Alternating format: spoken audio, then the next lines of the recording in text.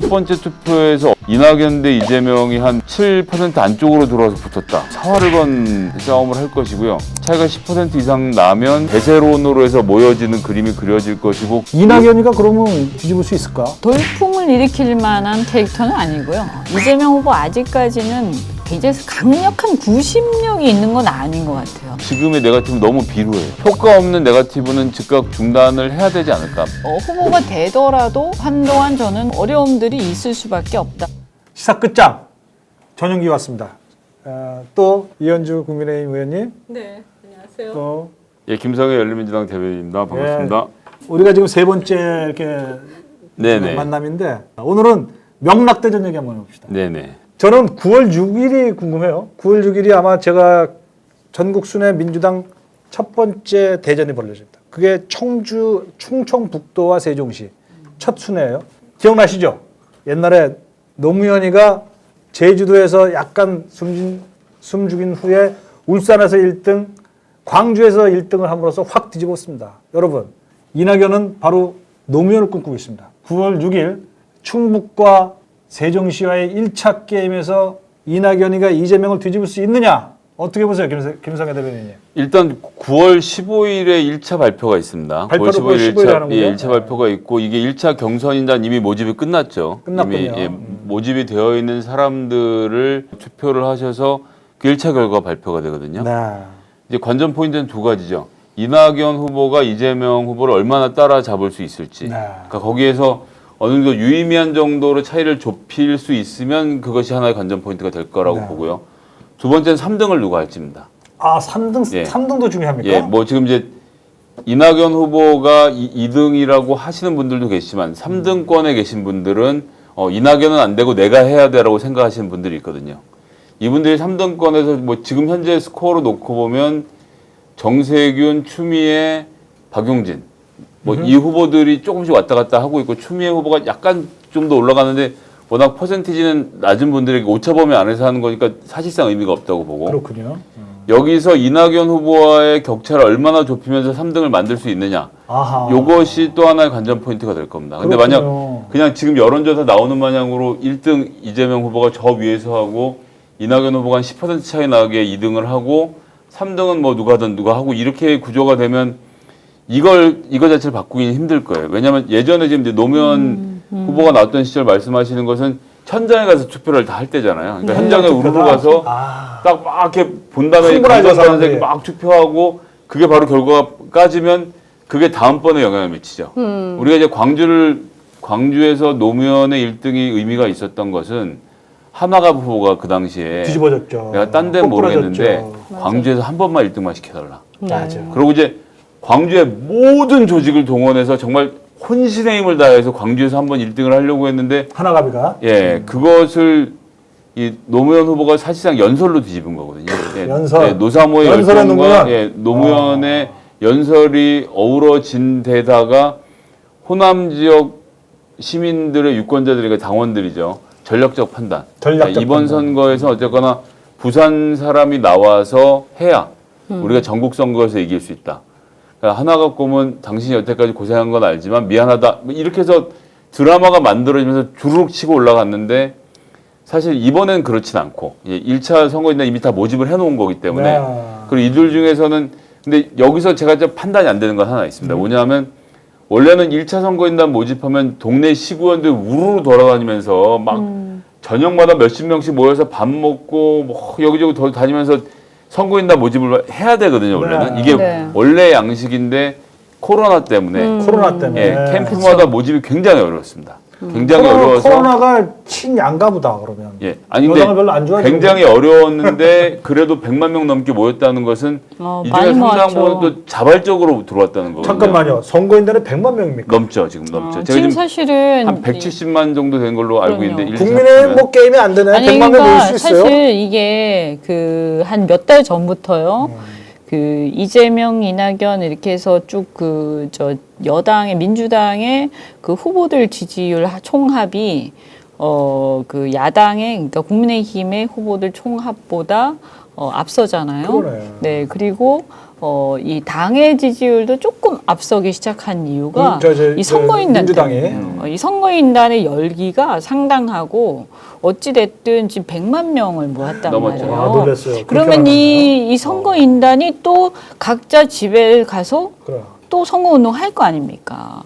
저는 이게 굉장하다. 이게 지금 몇 달째 지금 그러고 있는 거예요. 이게 생각보다 자발적으로 모인 사람 많아서 그냥 말 그대로 유튜브 보고 판단해서 그냥 투표할 거거든요. 이 사람들이 어떤 결과를 보여주느냐에 따라서 9월 15일 때 한번 와르르 흔들리거나 9월 15일에 몇 차례 누적 투표가 나오는 거죠? 그러니까 9월 15일에 한 번 1차로 모아놓은 사람들이 다 9월 15일에 투표하고 2차로 모아놓은 사람들이 또 한 3주가 있다 투표하고 이제 세 번에 나눠서 세 번째 이제 전체를 다 모아서 공개하는데 사실상 첫 번째 투표에서 어떻게 방향이 잡히느냐에 따라서 예를 들어서 이낙연 대 이재명이 한 7% 안쪽으로 들어와서 붙었다. 7%. 예, 그럼 뭐 이게 양쪽 이제 정말 말 그대로 사활을 건 싸움을 할 것이고요.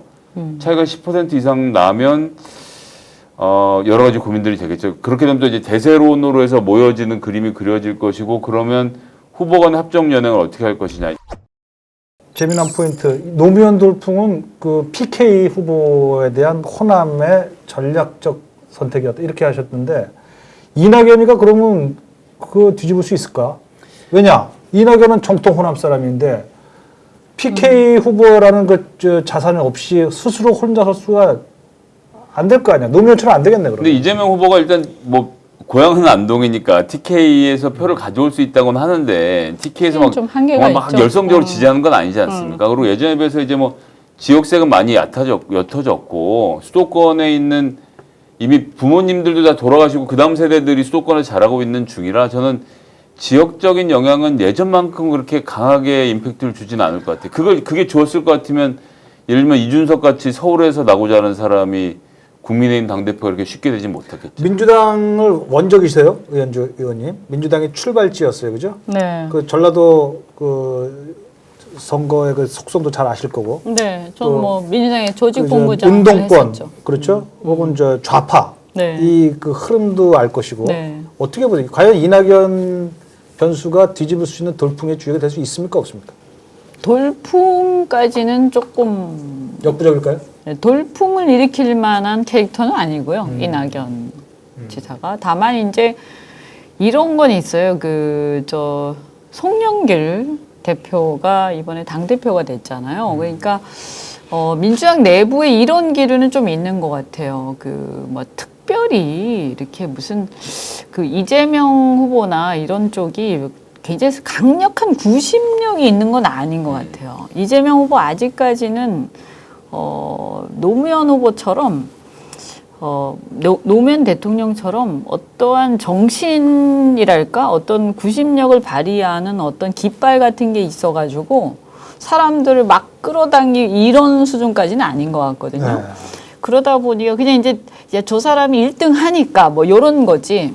물론 뭐 일부는 좋아하는 사람들이 있지만 그 좋아하는 수준이라는 게 막 이렇게 옛날에 뭐 노빠 이런 수준 아니라는 거죠. 아니죠. 네, 그러면 이제 기왕 그러느니 이제 뭐 또 오히려 그거보다는 이제 문재인 대통령의 영향이 더 크다 어떤 면에서는 아하, 그런 지금? 면도 좀 있고 그러다 보니까 그러면 차라리 우리의 어떤 정통 과거의 이제 호남의 맥 이런 걸 좀 차라리 살리자. 호남의 맥을 살리자. 예, 그런 게 일부 이제 살아난 거죠. 그래서 그게 이제 송영길 대표의 당선으로 나타난 거고요. 아하. 그래서 그것이 이제 문재인 대통령의 친문과 함께 결합을 하면서 저는 이제 이낙연의 어떤 상승세로 나타난 게 아니냐 이렇게 보는데 예.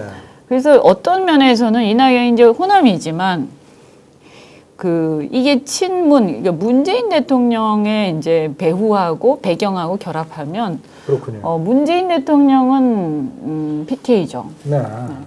그러니까 문재인 대통령의 배경은 PK이기 때문에 이낙연이 호남이라도 둘이 합하면 이게 이제 PK 쪽에 어떤 영향력은 또 발휘가 가능한 거죠. 아, 그렇군요.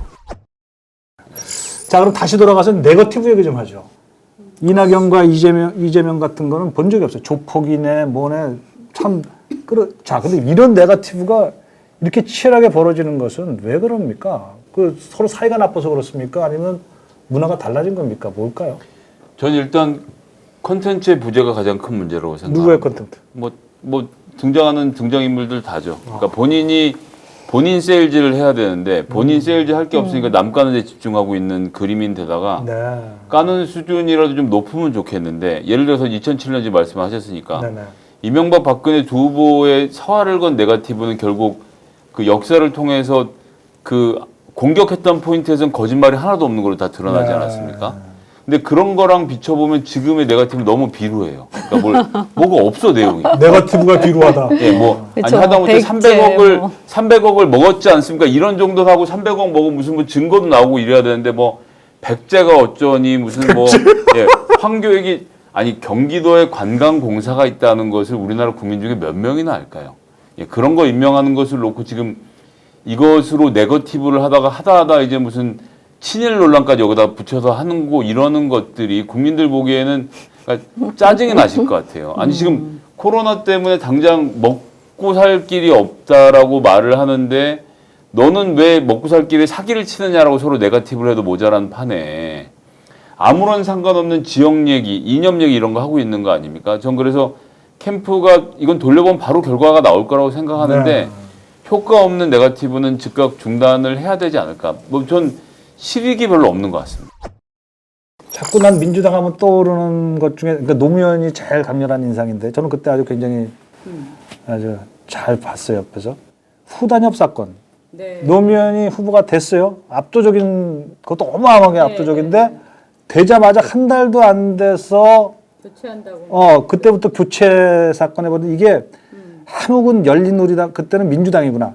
민주당의 어떤 그 토속 세력이라고 할 수 있죠. 뿌리 세력이 민주당 뿌리 세력이 똘똘 묻히게 되더라고. 기득권 세력이. 그래서 저거 용서 못해. 이렇게 돼가지고 끝까지 흔들다가 결국은 이제 후보 저기 정몽준을 불러들이게 되는 거 아닙니까? 마찬가지인데 이 네거티브의 양상이 무지하게 너무 강해. 색깔이 너무 세가지고 저는 이재명이 예를 들면 이낙연 세력 혹은 뭐 꼭 특정하지 않는 예를 들어 내가 이제 아까 견해는 저랑 달리 했지만 친문이라고 할 수 있는 뿌리 세력들이 그게 이재명은 아니야 이러면서 또 흔들기 이런 일종의 악몽이에요. 예, 이런 거에 대해서는 어떻게 너무 제가 앞서서 예단하는 걸까요? 그때에 비해선 또 정치 관여자들, 그러니까 당원들 하여튼 이 지지자들의 정치에 대한 인식이 더 올라갔다고 생각하고 네. 그것이 이낙연이 됐든 이재명이 됐든 후보가 정해지면 이걸 흔들려고 하는 정치인이 아마 못 살아남을 거예요. 어쨌거나 그렇구나. 이쪽 입장에서도 이번 선거를 어떻게든 이겨서 문재인 정부의 레거시를 이어가겠다. 이게 1차적인 목표인 거지. 그거를 넘어서는 다른 게 있는 게 아니거든요. 그래서 뭐 예를 들면 문재인 지지자들이 매일 모여서 검찰개혁, 언론개혁 얘기만 다 막 이렇게 욕을 하지만 사실 지금 대선 국면에서 이런 거 꼭 해야 된다라고 막 목소리 강하게 내는 사람들 잘 없어요. 보면 후보들도 그렇고 이재명 후보가 지금 1등인데 그런 얘기 안 하지 않습니까? 그래도 1등을 하고 있죠. 이런 저런 여러 가지 측면을 놓고 보면 내부에서 뭐 의원들끼리 옥신각신하고 뭐 이런 일부 다툼은 있겠습니다만 후보가 정해지고 나서 단일 팀으로 가는 건 국민의힘이나 민주당이나 지금 이 상태에서는 이걸 건드릴 수 있는 그 정치공학적 계산은 전 불가능할 거라고 봅니다. 그렇게 보시는군요. 근데 저는 이제- 과거에 못 볼 걸 많이 봐서 아니 자, 우리 근데 이현주는 아니 어떻습니까? 그런 현상이 그런 조짐이 좀 있긴 있어요. 왜냐하면 지금 후보의 특성 때문인데 지금 여권에서는 이제 이재명 후보고 야권에서는 이제 윤석열 후보가 둘 다 약간은 아웃사이더죠. 사실은 이제 이너 서클에 있는 후보는 아닙니다. 야성이 강한. 네, 네. 그래서 이 후보에 대해서 그 각각의 진영의 기득권 세력들이 상당한 거부감을 갖고 있는 게 사실이에요. 그래서 후보가 되는 과정에서부터 보면 상당히 이제 뭐 내부에서 기득권 세력들이 지금 보면 국민의힘 같은 경우에도 당 내부에서 지금 벌어지고 있는 많은 이런 일들 이런 게 사실은 알고 보면 다 이 기득권과의 싸움이에요. 그렇군요. 어떤 면에서는 당 기득권. 그죠? 네, 당 기득권과의 싸움. 이재명 후보도 저는 마찬가지 측면이 있다라고 봅니다. 그래서 이게 후보가 되더라도 한동안 저는 계속 끝까지 어려움들이 있을 수밖에 없다. 물론 그러나 이제 후단협 같이 그런 극단적인 경우는 지금 상황에서는 지금 같은 정치 의식 속에서는 어렵다고 보지만 그래도 상당히 힘든 거는 계속 발생을 할 거예요. 이재명이든 그리고 윤석열이든 아웃사이더 출신들 조심하십시오. 시사저널 TV 시사 끝장 오늘 또 마칩니다. 다음 회에 뵙겠습니다. 의원님 감사합니다. 네, 고맙습니다. 네, 감사합니다. 예, 감사합니다.